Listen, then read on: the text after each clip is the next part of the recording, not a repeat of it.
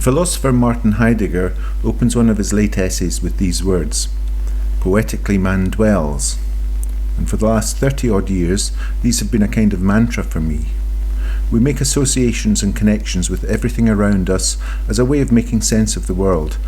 It's not necessarily a rational understanding, but often an imaginative one, a reaching towards meaning that is only ever immanent and always elusive. That's how I feel when I paint.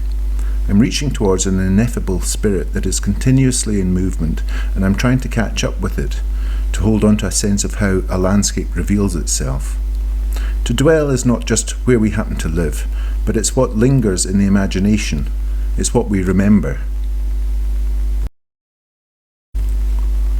Often, it's when I'm walking my dog that I see a certain quality of light glinting off leaves and water, or shining through the smur of rain across fields and woods, that stops me in my tracks. I take it in. I take pictures, but these are just prompts to remind me of the sensory experience, and the task of painting is to tap into the feelings aroused by that moment and to preserve it through the materiality of paint.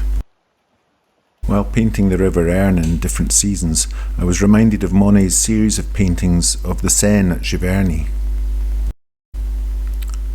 Sometimes the associations I make are directly linked to current events, so for instance, the destruction of a local forest during Storm Arwen seemed like a harbinger for the destruction of the cities in Ukraine or Gaza. When the storm struck in November 2021, it devastated Torlam Wood, a landscape I was fond of, and often visited to take photographs or walk among the trees. But following the storm, only the ancient deciduous trees survived because their strong roots and leafless limbs could withstand the devastating winds.